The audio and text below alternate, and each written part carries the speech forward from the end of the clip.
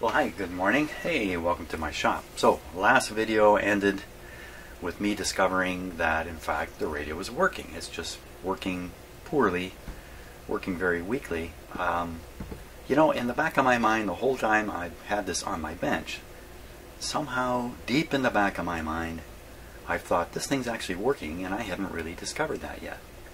And, you know, it turned out in the end to be quite true. Now, so I've gone from a doesn't appear to be working at all on the FM side radio now to a radio that works both AM and FM but poorly, and not simply either. If we look at the AM side, it will pick up a station very weakly, but it picks up the noise very strongly.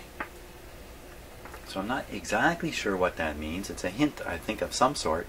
The noise comes through, I can barely turn the volume up, the noise is roaring out of the speaker, but if I tune in a radio station, it's very weak, buried in the noise. The FM side really isn't any different. It's just when you haven't tuned in a station, there's no roar coming out of it like it is on an AM radio. The roar, by the way, on the AM indicates the AVC is relaxed and the radio is running full out. In other words, the front end is amplifying it as much as it can.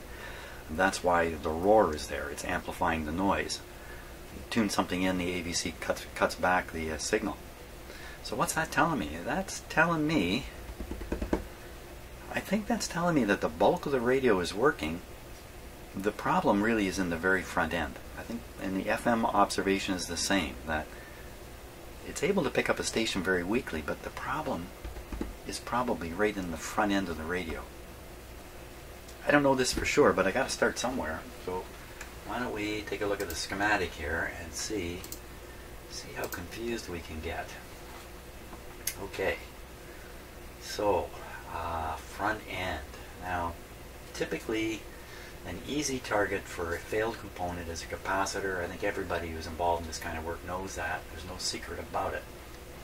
But I'm not Mr. Shotgun, the capacitor guy. I don't like doing that. Especially a radio of this sort. I mean, I will do it on the odd radio where obviously the capacitors are shot.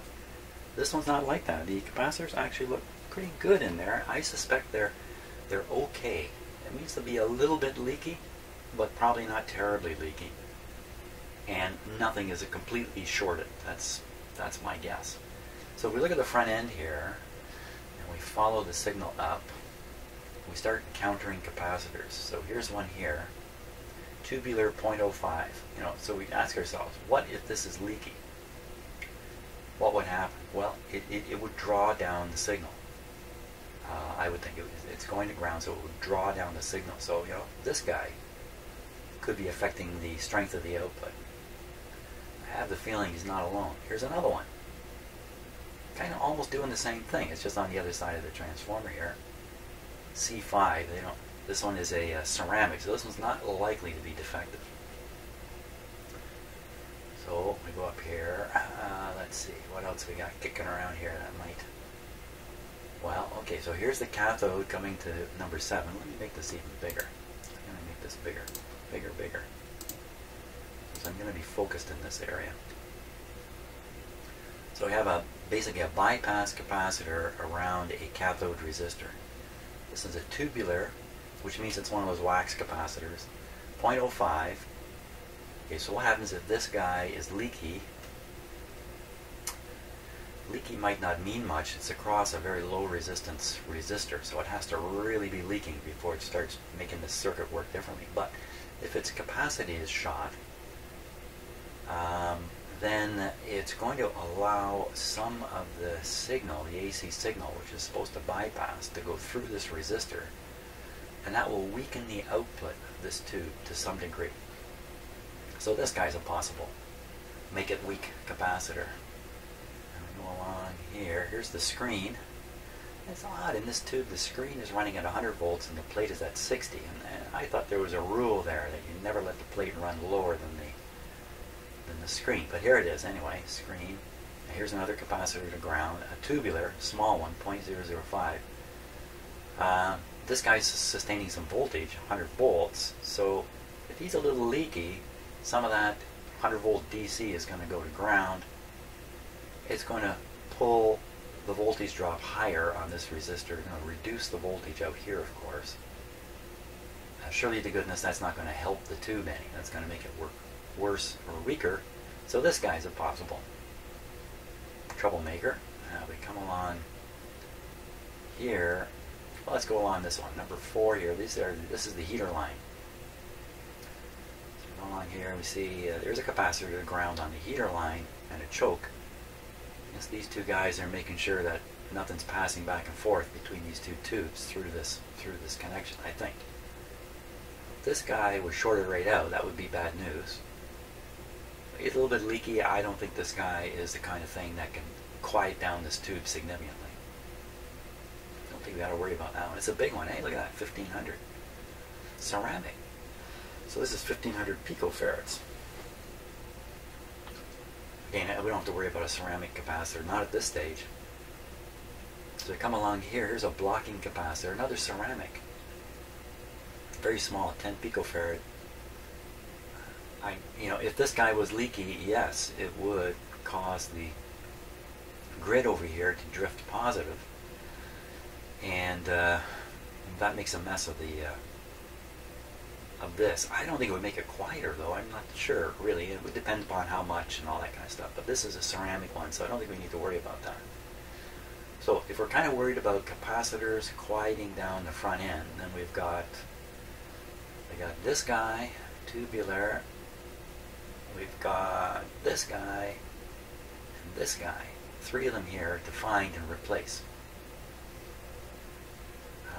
Now, any particular order to it, which one is, it'd be lovely if I could just find the one defective part in this radio that's doing these things. It's probably more than one part, but just like a general degradation of all the parts in here. The resistors have gone a little high, capacitors are a little leaky. It could be one of those situations where you can't put your finger on exactly what it is because it's actually the sum of a whole bunch of small problems. Hasn't been my experience though. My experience has always, not always, but mostly been, there's a defective part. You can get it out of there and make a big change. So probably our first goal should be to do these capacitors. Yeah, now which one is the most likely one? This is probably the least likely one. I think you could take this capacitor right out and this would quiet down, I'm going to guess, 10 to 15%. Not much more than that. And I think this circuit is running like a 80% quieted down, something of that sort. This guy here, I don't know how to interpret it. I don't know what would happen exactly if you drop the screen voltage. Another thing is maybe this resistor's gone high, but we're focused on capacitors right now because they are the most likely bad actors. So that brings us back to this one, which is basically right on, essentially, the antenna inputs on the other side of this transformer. It's a 100 volt rating. Has it really got any voltage on it? No, I don't think so. It's going to the grid, so it's got essentially nothing on it. But this is a very high impedance circuit here, I believe. You'll find that there's a megohm there. Another megohm to ground, so that's pretty high impedance going this way, and this way, yeah, so I think it's a very high impedance, which means a little leak can do a lot of harm to it. That's our first guy, T, tubular 0.05, this one here. These aren't actually numbered, are they? C5, it must be numbered. 47. What am I doing here? These capacitors, I've lost my head. They are not numbered. That's why in the parts list the capacitors are not included, because the value is written right on the page here. Okay, so we're not going to find a parts list. That's it. Tubular 0.05, 100 volt off this, excuse me, off this coil somewhere in the front end. Let's see if we can find this coil. Then we can probably find this capacitor pretty quick. After that, that's the plan. Hunt down the 0.05 capacitor. Hunt down the 0.05 capacitor here. Excuse me. So the front end of the radio, over here, I can see one capacitor right there. Cannot read the size. Another one up in here. Let's take a look with the close-up camera and we'll see if we can sort this out. So the first thing we want to do is look for the coil. Let me just how much stuff is in there? Yeah, let me just zoom up that. Oops, I gotta fiddle here for a moment with my computer, so I can get at the focus control here. Holy smokes! Here we go. Let's try about there. Okay, so here we are. Here we are, looking for a coil. Looking for a fairly large, kind of obvious coil on a form. Oh, oh, there's a couple. Oh, okay. And those are a little hard to miss, aren't they? They're really standing out there. Notice the terminal. Yeah, maybe it doesn't mean anything, but I just noticed the. I don't think it means anything. Ignore me. Ignore me. You probably ignore me most of the time anyway. So there's a capacitor to ground. There's a 0.005. There's that one back there. That's also going to ground. Look, 100 volt, 0.05. Hey, that's suspicious. It's got a resistor hooked up to it right there. What is that? What is the value of that resistor?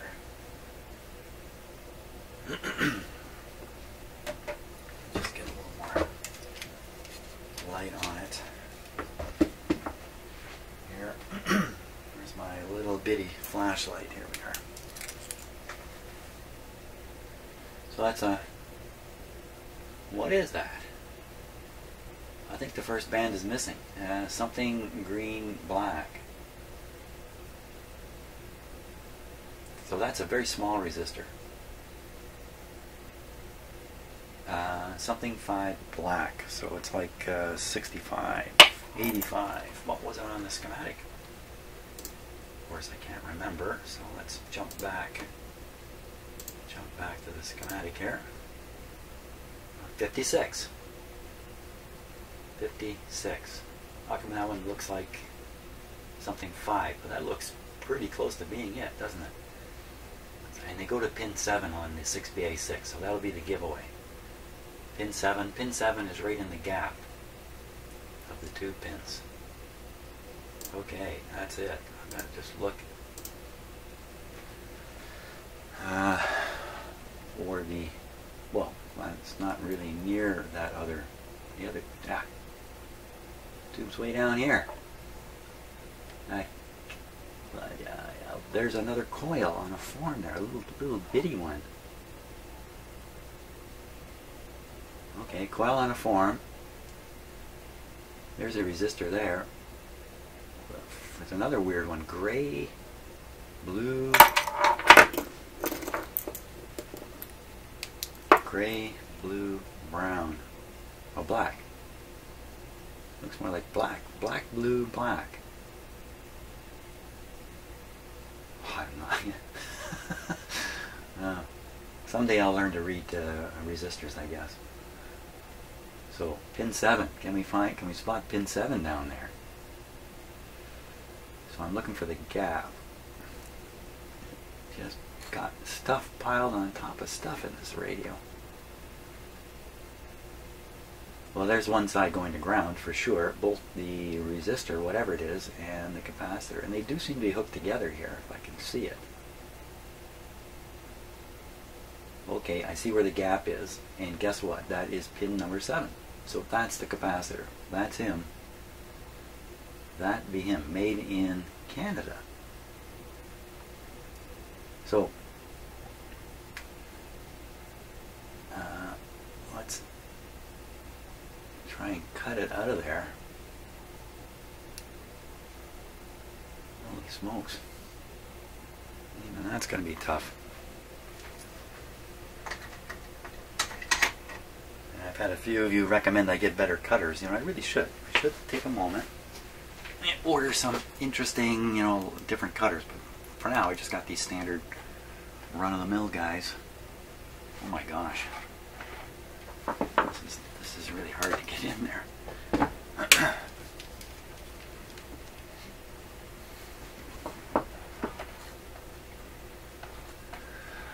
Well, that coil is right near there.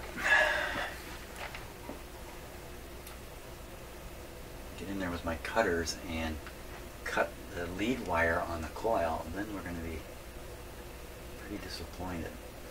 It looks like we're literally coming right down the view of the camera there and get at it. Whew. You don't want to move any of these parts around either, especially that big coil you see sitting there. You do not want to touch that.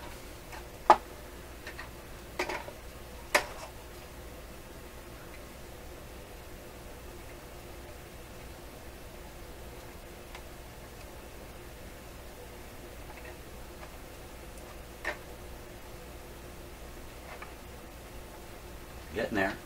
I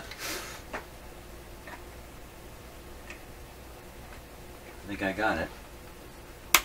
Cut something. That's it. There it is. Okay. Man, can you imagine? I just can't imagine being a surgeon working inside somebody's gut where everything is oozy goozy. Yeah.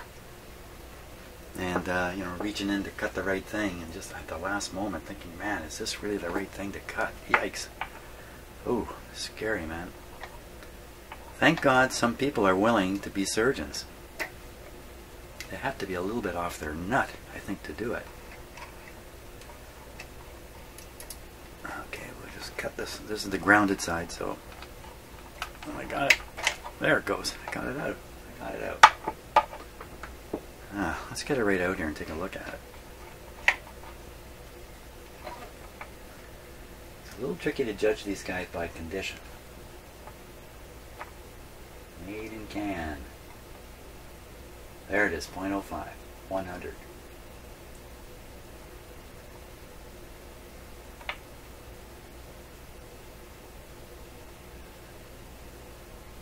Now, I'm looking for any kind of, you know, failure of the wax, something obvious about it. This looks pretty good.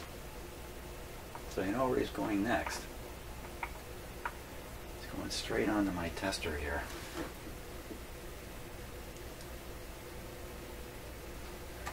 Let's give him a go. We'll find out right away what the state of affairs is with this guy here. Put some leads on there.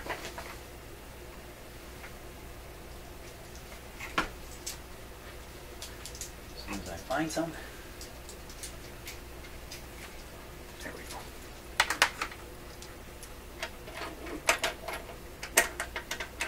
Let's turn this guy on. Get him warming up.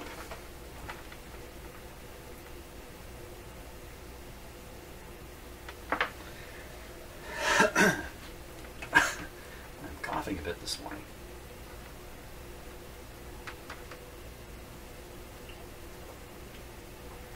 Okay, so you'll have to trust. That's connected. And we're going to do the leakage test. To do the leakage test, you really got to be looking at the magic eye on this instrument. I'm always challenged to get a good view on this eye here. Hey, how about that? That's not too bad.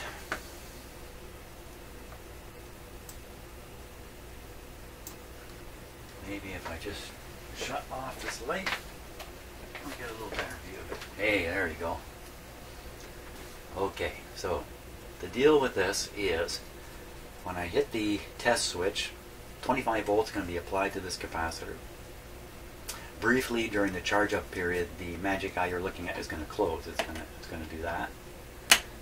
And then it's going to pop open like that. A good capacitor, it will pop open, boom. And as I charge it at higher voltages, it will still pop open, boom.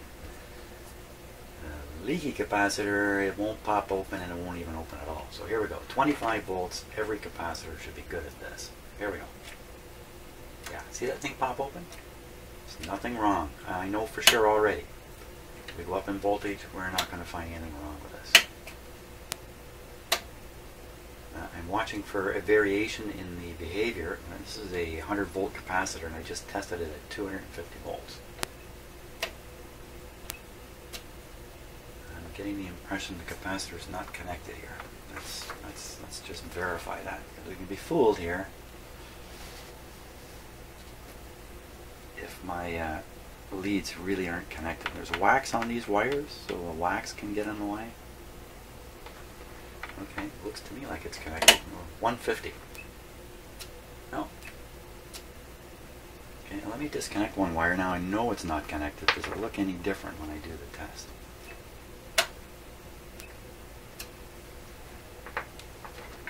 Plug it back in. Am I doing something stupid here? This capacitor is testing better than I would expect, so that's why I'm going over it and over it. You know what? I'm so unconvinced. I'm going to get a different pair of clip leads here. This guy is testing as good as can be.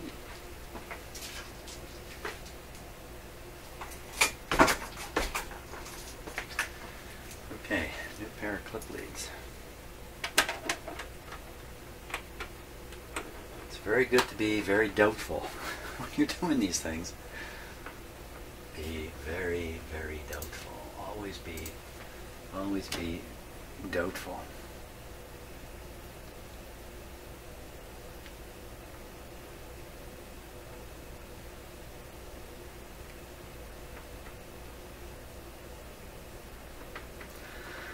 That really, it just looks, you know, I don't know how much more connected I can get it than that. Let's see what the difference is now. 25 volts, here we go. Exactly the same. This capacitor is great. So with no leakage, we can test its capacitive value also on this tester. So to do that, I set this in the correct range. That's what I'm doing over here. So I need a range of 0.001 to 0.5. I find this, because it's decimals, I find it a little tricky to get my head around it sometimes. So that's the right range. Now, what we do is we change the big control here and try to make this eye come open. So I'm moving the control now, watching the eye. Oh, did you see something funny happen there? Right in there. Can you see that? It's very hard to see on the camera because it just... But that's where the eye just opens a crack. Where are we on the dial here? So we're reading the scale, we're right near 0.1. We're between 0.05 and 0.1. It's reading high. It should be reading 0.05. It's reading closer to 0.1. You know, that's a suggestion that the thing is leaking. How can this be? I'll repeat the leak test here. Well, you know, I'm going to change it with a new one in any case. But wow, that's kind of... Normally, when you have a good capacitor and you read its capacitance on this meter, this magic eye will pop right open like that when you get to the right spot. Anything less than popping open, from my experience, there's a bit of leakage in the capacitor. So a leaky capacitor you cannot test on this machine. Probably can't test it on anything, in fact. Well, I don't know, is that conclusive? It's conclusive in the sense that I'm concluding it. Now we're going to try to stick in a new guy there. Okay, so you can see the camera sitting right here looking in there. Here's what you see through that camera.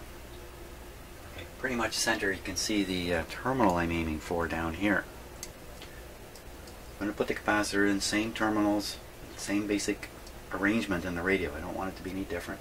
If this was just an AM radio or an AM shortwave radio, I wouldn't be so worried about component placement. But with FM, I'm very nervous about moving any of these components in any way, for fear I will throw something off. And then try to figure that out afterwards. That's what's happened. If that were to happen, if I were to move a component into a new position and then the radio, I don't know, failed to operate on FM, how long would it take me to figure that out? Oh my gosh. I don't have that long. So, okay, so somehow I got to get it down around this terminal. It's a big terminal. It's going to be hard to heat up even with a soldering iron. But I'm going to solder the grounded end of the capacitor first. Then the capacitor will be fixed in place. I should be able to fiddle the other end into the tube connection, which is right down at the end of that, right down there, down there. Down there it is. Okay, let me get that connection made. Okay, nothing like a challenge here.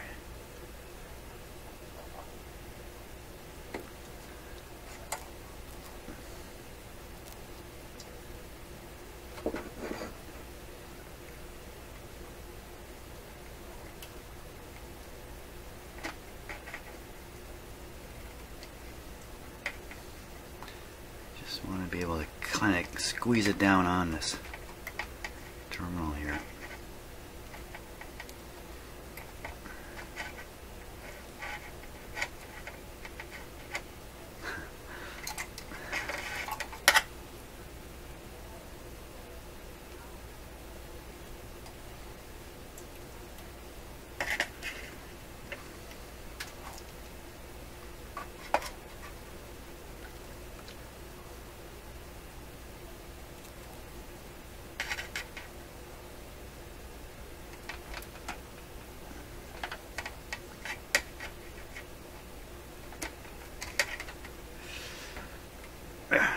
Squeezing it hard, but it's really not locking onto that. But that's not the end of the world. I just want to make it very solderable too. That's not bad. That's not bad. Now, should have had my soldering iron warming up there, but I think I'm going to dial it up a little bit too. Already is dialed up, so I'm at 350 degrees C. That's an uncalibrated tip temperature, so maybe it's not really 350, but I'm normally running this around 340, 330, just a little cooler. Trying to run it as cool as I can is what I'm doing. The reason for that is I've burned up so many soldering irons in the past that had no temperature control. I'm sensitive to the idea I'm going to burn this one up. I don't want to burn this tip up. Here we go. Throw a little solder on there so the heat will flow better.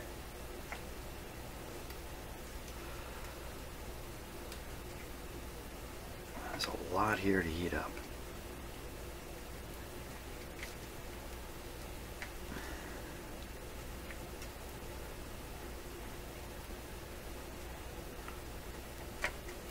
I think I got it.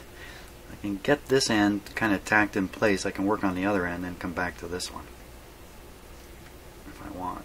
That's not too bad there. Let me get it go all the way around here.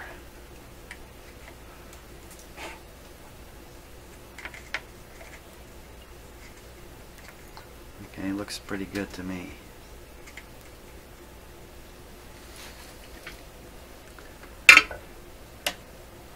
Your eyeballs are pretty close. Mine aren't.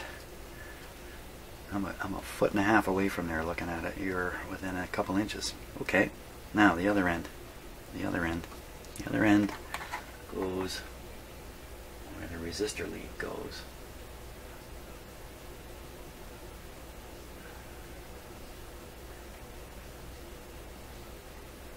Just looking all around it. I'm looking for the fine wires coming off this coil. You can see one of them there. The other one may be going down to the chassis for all I know. I'm trying to find it so I don't accidentally break it.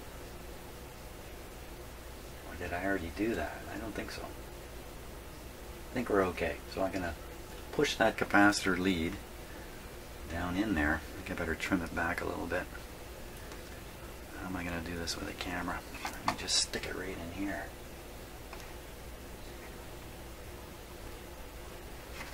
How about I stick it right in here?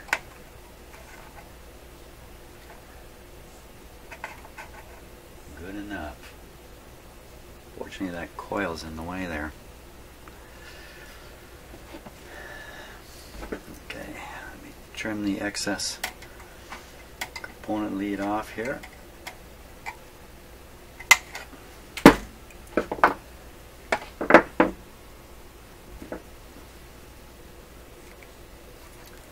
Down you go. When they design these radios, you know, it's one thing to design them on paper or little test circuits in a laboratory setting, but when it comes time to manufacture these things, they have to be designed. The layout has to be designed so the components will fit. Most components are fairly small. It may not be all that big an issue, but some of these, you know, big capacitors and stuff like that, they have to fit. They have to fit between the terminals, and they have to. They need their space inside these things. So I imagine a lot of thought and kind of a trial and error deal probably occurred when they were designing a new radio. I suppose a lot of radios were just upgrades of the previous design. So you know, you're just taking a little further each time. I mean, it's not a big deal, but I think if this is a first time designed or manufactured, that they probably run into all kinds of challenges between the design stage and the actual implementation stage. Maybe the designer had to make up a diagram of the component layout. Probably did. And they can't very well hand the manufacturing team a schematic and go, there you go, build that. I don't know. I don't know how these companies worked, how they did what they did.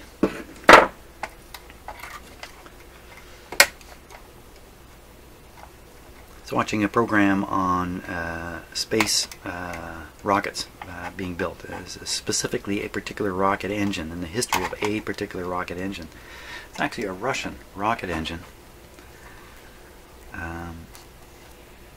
Very interesting program. You know what? Those of us in the West, you know, I grew up in Canada here. I was basically constantly being told, you know, Russians are bad and everything they're doing is bad, and you know, basically they can't feed themselves. That's what I kept hearing. Can't feed themselves. You got to line up for the bread. Got to line up for the eggs. Can't feed themselves. Well, one thing they certainly could do is design and build successful rockets. And although I didn't quite understand this fully in the documentary, they kept saying the design technique the Russians were using, the methodology for ironing out their designs, was different than the American methodology. Seemed a little more brute force, you know. Design it as best you can, build one, send it up, see what happens. Well, you know what happens. They explode. That's what happens. Okay, that one exploded. Why did it explode? Build another one, send it up. Well, that one exploded for a new reason. That seemed to be the suggestion in this program, that the Russians did a lot more of that than the Americans. And the result is the Russians built better spaceships. They built better engines, better rocket engines. In fact, a rocket engine they built 20 years ago is still better than anything else available. To the point where, believe it or not, let me get this camera just right here. Now, maybe if you're into space and all that kind of stuff, this isn't news, but there are American launch vehicles now flying with, oh shoot, I knocked the camera off, flying with those Russian engines, those old Russian engines, because the Russians stopped their program. Basically, they were trying to get to the moon first, didn't make it. It's just about the only first they didn't get, by the way. And they ended up with 60 built rocket engines that they didn't need. 60 of them. very powerful, very efficient, really reliable engines. Sat in a warehouse for 20 years. Now they've been sold, or are being sold, and put on the bottom of rockets that are firing up satellites today, out of the United States. And still nobody can build a rocket engine similar to what was done with these Russian rocket engines, which are, because of the way they were built, 20%, 15 to 20% more efficient or more powerful, use less fuel, however you want to put it. I was really impressed. So, hey, if there's any Russians watching my video, hats off to you guys. World could have been a lot different if only nations were friendlier. Stop thinking that there's winners and losers, you know, and the only way for me to be a winner is for him to be a loser. You know, that's childish thinking. That is childish thinking. More adult thinking is, hey, if we figure this out right, we can all come out of this thing winners. That's a little more adult. I wish they would spend more time thinking about that, because surely the cooperation between Russians and Americans and other countries, which there is a level of cooperation, especially maybe today, more than then. Wow, could have been way ahead in all kinds of stuff. Okay, I got that capacitor in there. So, you know what? We're going to test this radio. We're going to test this radio. Then I have to stop because I've got a roofing contractor coming out to my house. Take a look at my roof. Okay, so just checking the wires. What do we got hooked up where? We're hooked up to the outside antenna. Everything's pretty much the same as it was. Volume down. Wow, now if suddenly this radio comes to life, well, I'll deserve a big pat on the back. Don't warm your hand up yet, though. I don't think we're going to get there. Here we go. So, power on. Good. Full power.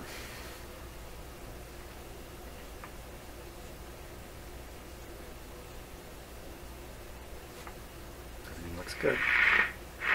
Well, that's got to be AM.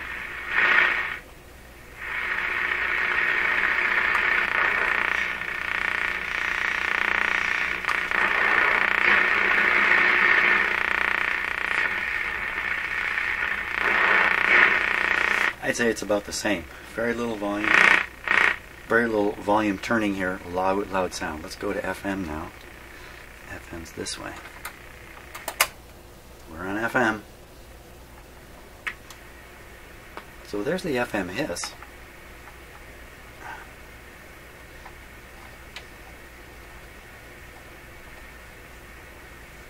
Come on, baby, you were picking stuff up yesterday.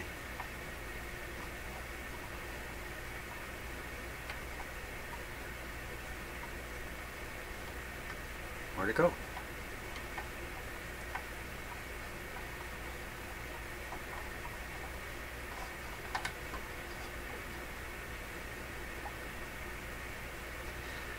I had the radio run for a fair length of time before I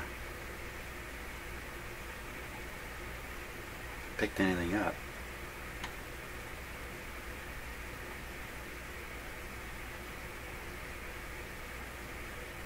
Now I'm nervous. Now I'm thinking, well, what did I do with that capacitor? Did I just do something stupid there?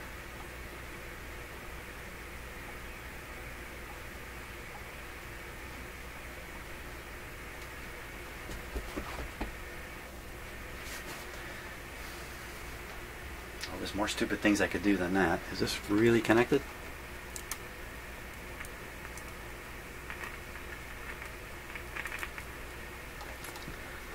Wow. Not much difference there.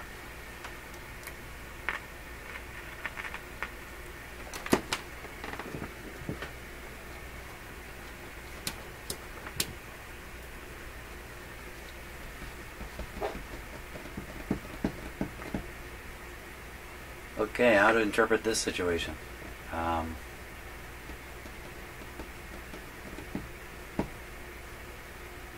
Put in a part and it seems to work worse.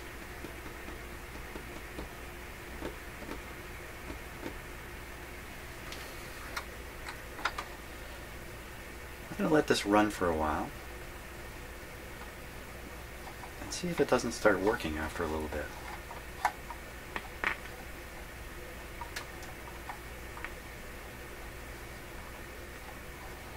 Yeah, let's just let it run in here for a while. Okay, so this guy's been playing for a long time here. Let's see what it does.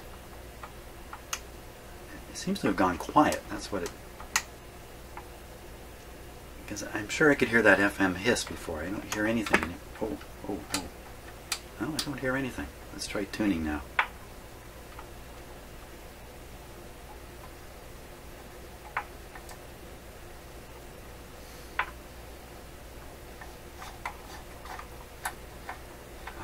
Disappointing with a capital D.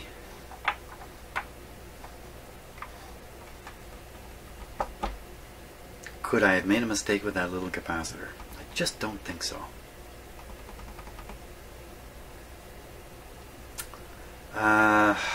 Could it be just a tube thing? So, oh! Hey, something happened there.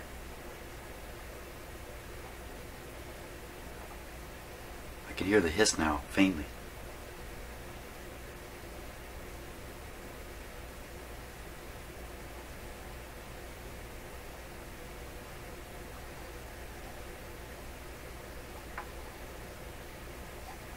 Some fairly strong stations down in this part of the band here.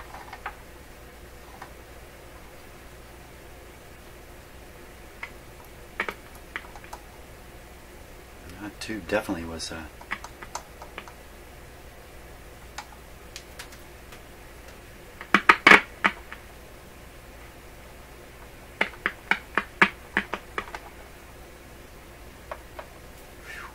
tubes have gotten warm. Okay. Now I hear the hiss, so come on. Now just maybe. Nothing back from the antenna at all.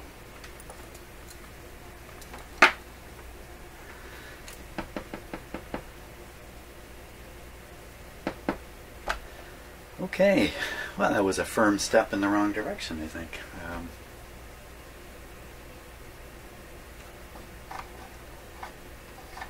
It's a tricky little radio. Well, our best move is just to continue changing capacitors, I think. Changing out the ones that I think could be responsible for the failure of the operation. Another thing, you know what, maybe I should do before I do any of that? I should do a voltage check through the radio. Maybe that's a step I should really do now and stop doing the capacitor thing for a little bit. Good plan. That's my plan, but it's going to have to wait till tomorrow. Hey, thanks a lot for watching, and we'll see what happens later.